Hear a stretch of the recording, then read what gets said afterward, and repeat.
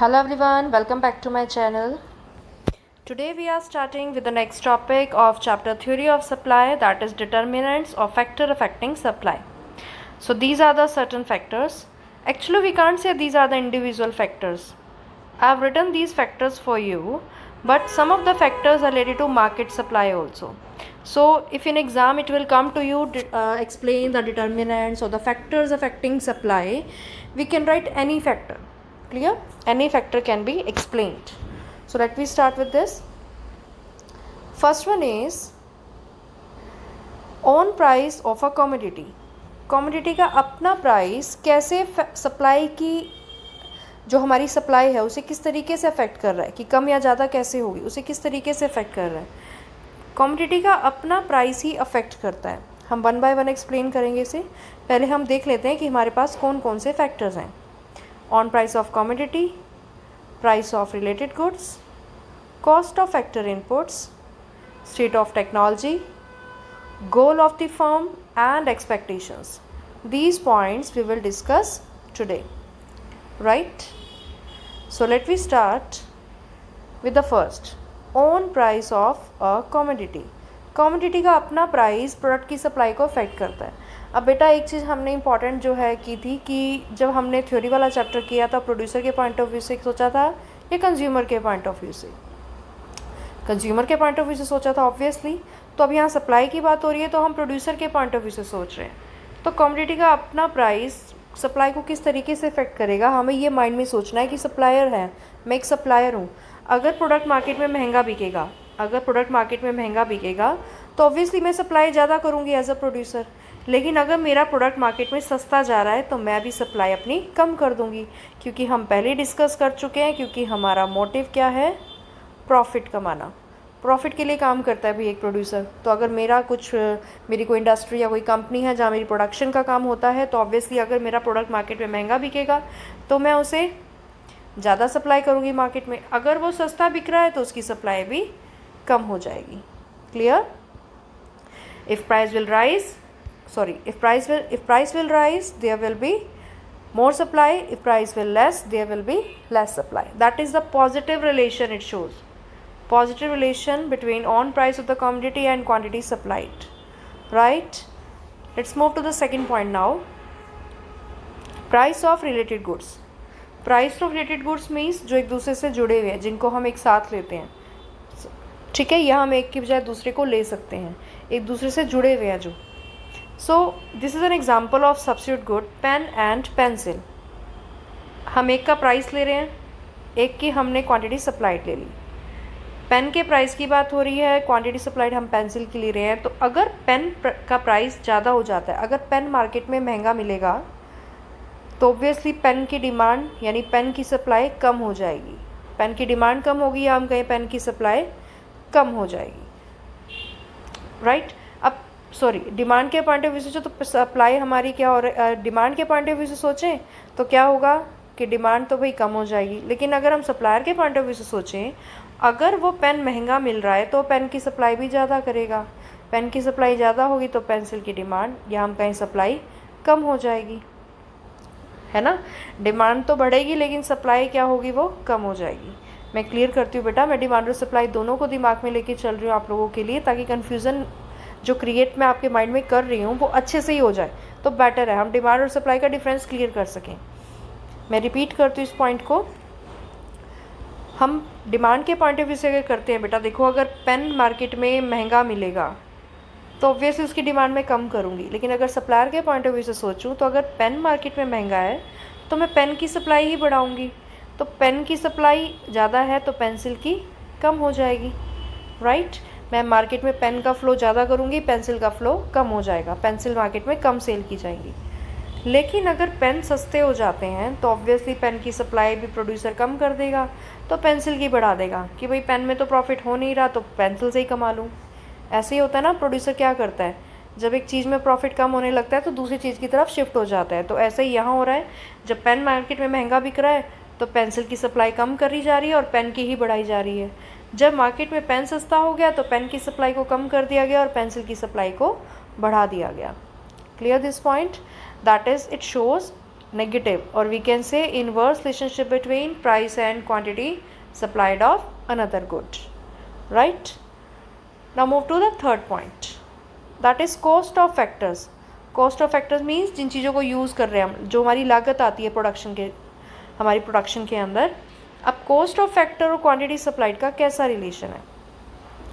देखो बेटा, जब फैक्टर्स ऑफ प्रोडक्शन हाई होंगे, जब हमारी कौन से एक्सपेंसेस आते हैं हमारे फैक्टर्स, कौन से हमारे लैंड, लेबर, कैपिटल, एंटरप्रेन्योरशिप, जब उनकी फैक्टर कॉस्ट ज़्यादा रहेगी, अगर वो हमें महंगे मिल रहे हैं मार्केट में, तो हम क्या करेंगे, उन्हें कम यूज़ करेंगे।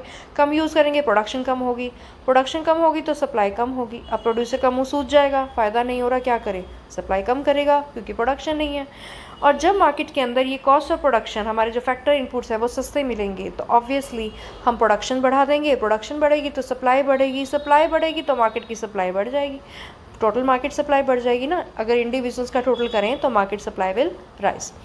Let me repeat this point, if factor cost will be high, अगर कॉस्ट ऑफ फैक्टर हाई होगी तो हमारी सप्लाई कम होगी, और अगर फैक्टर कॉस्ट कम होगी तो हमारी जो सप्लाई है वो ज़्यादा होगी। So it shows inverse relationship, or we can say negative relation, but it shows negative relation between cost of factor input and quantity supplied, right? Now fourth point, state of technology. How state of technology affects quantity supplied? जब हम updated या advance technique use करेंगे तो obviously वो हमें ज़्यादा production देगी, हमारी कॉस्ट ऑफ प्रोडक्शन मिनिमाइज हो जाएगी, ज़्यादा फ़ायदा होगा, तो प्रोडक्शन ज़्यादा तो सप्लाई ज़्यादा। जब हम आउटडेटेड, अगर हम पुरानी कोई टेक्निक यूज़ करेंगे या इन्फीरियर क्वालिटी की टेक्निक यूज़ करेंगे, उससे क्या होगा, प्रोडक्शन कम होगी, production come, income come, supply come, supply will fall.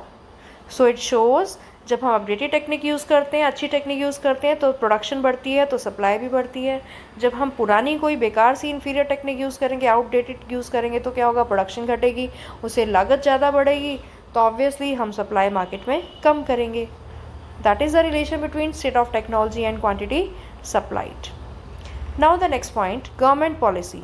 How government policy affects quantity supply.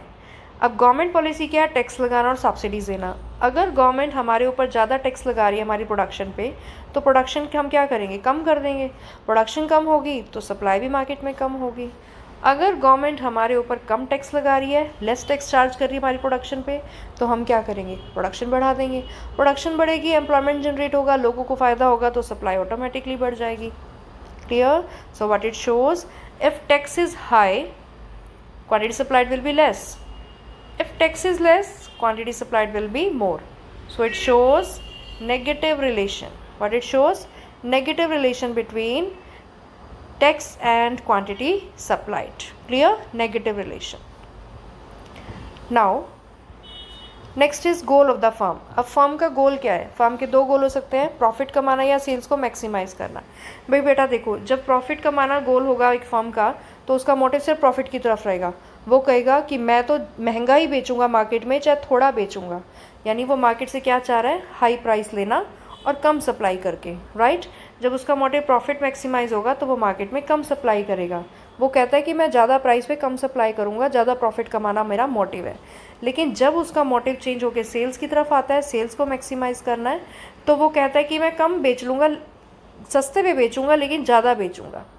ठीक है, जब उसका मोटिव सेल्स को मैक्सिमाइज़ करना है तो वो कहता है कि मैं बेचूंगा ज़्यादा लेकिन सस्ते में बेचने को रेडी हूँ, क्योंकि उसे क्या करना है, कस्टमर बनाने हैं, उसको सेल्स ज़्यादा से ज़्यादा करनी है ताकि आने वाले टाइम में कस्टमर बना रहे। जब एक प्रोड्यूसर प्रॉफिट मैक्सिमाइज लेके चलता है मोटिव दिमाग में, तो उसका दिमाग भी मोटा होकर चलता है कि उसे सप्लाई चाहे कम करनी है लेकिन प्राइस ज़्यादा महंगा बेचना है मार्केट में, चाहे बाद में कस्टमर टूट जाए भाई। लेकिन जिसका मोटिव सेल्स मैक्सिमाइज रहेगा वो लंबी रेस का घोड़ा है। क्यों? क्योंकि उसका मोटिव क्या है, प्रॉफिट तो कमाना ही है उसको भी, लेकिन वो क्या कहता है कि मैं थोड़ा सस्ते में बेचूंगा लेकिन ज़्यादा बेचूंगा ताकि कस्टमर बना रहे, कस्टमर कभी टूटे ना उसका। तो these are the two motives, profit maximisation and sales maximisation. Accordingly sales will divert. Next is expectations. अब हमारी एक्सपेक्टेशंस क्या है भाई, एक्सपेक्टेशंस अबाउट फ्यूचर। एक्सपेक्टेशन यानी फ्यूचर से रिलेटेड है। अब फ्यूचर को लेके मेरी क्या एक्सपेक्टेशन है, उसके अकॉर्डिंग मैं क्वांटिटी सप्लाई भी करूँगी मार्केट में। Suppose I am a producer, अब मेरी एक्सपेक्टेशन है कि फ्यूचर में प्राइस बढ़ने वाला है, अगर फ्यूचर में प्राइस बढ़ने वाला है भाई, तो मैं प्रेजेंट में क्या करूँगी, कम कर दूँगी ना। अभी थोड़ा कम खाने की सोचूंगी, कम प्रॉफिट लेना का सोचूंगी, मुझे लगता है आने वाले समय में ज़्यादा फ़ायदा होगा, तो भी प्रेजेंट में अपनी सप्लाई कम कर दूंगी। अब डिमांड के बारे में हम नहीं सोच रहे, कंज्यूमर सोचेगा अपना कि उसे महंगा चाहिए सस्ता चाहिए, कंज्यूमर का काम उसका है अपना। हम अभी प्रोड्यूसर की उसमें सोच रहे हैं, एज ए प्रोड्यूसर डिस्कस कर रहे हैं। तो प्रोड्यूसर क्या करेगा, वही उसका मुंह सूज जाएगा, वो तो रोएगा, क्योंकि प्राइस मार्केट में अगर उसको लगता है कि आने वाले समय में महंगा होगा, तो भी प्रेजेंट में तो मार्केट में सप्लाई उसकी कम हो गई ना, अभी तो प्रॉफिट नहीं कमा पा रहा वो। सेकेंड है प्राइसलेस। अगर मुझे लगता है कि आने वाले टाइम में मेरे प्रोडक्ट के प्राइस कम हो जाएंगे, कंपटीशन अराइज हो रहा है और मार्केट में नई फर्म्स एंटर कर रही हैं, उसकी वजह से मेरा प्रोडक्ट मार्केट में मुझे सस्ता बेचना है, तो तब मैं क्या करूँगी, अभी प्रेजेंट में क्या करूँगी, प्रेजेंट में ज़्यादा से ज़्यादा बेचने की कोशिश करूँगी, ताकि अभी तो प्रॉफिट कमा लूँ, बाद में कंपटीटर कोई आ गया तो मेरा प्रॉफिट कम हो जाएगा। So these are the motives. अगर मेरी फ्यूचर एक्सपेक्टेशन प्राइस को लेके हाई है तो क्या होगा, हम अभी अपनी क्वांटिटी सप्लाई कम कर देंगे। अगर मेरी फ्यूचर एक्सपेक्टेशन की है कि प्राइस कम होने वाला है फ्यूचर में, तो अभी प्रेजेंटली मेरी प्राइस मैं अपनी क्वांटिटी सप्लाई हाई कर दूंगी। Clear? So these are the 7 points. Now there's something written, basically expectation and government policies related to market supply. These 2 points we discussed, expectation and government supply, ये totally market supply से related है, बाकी individual supply के components से हमारे या determinants से। Children, all the factors affect supply. No need to explain individual or market determinants separately. As I explained to you, I am repeating this thing with you. Right? Note down. Now there is a question. What is the slope of supply curve? Supply curve की slope कैसी होती है? It slopes upward. ऊपर की तरफ होती है supply curve due to positive relationship between price and quantity supplied. This thing to be noted for 1 mark. This is a 1 mark question. What is the slope of supply curve?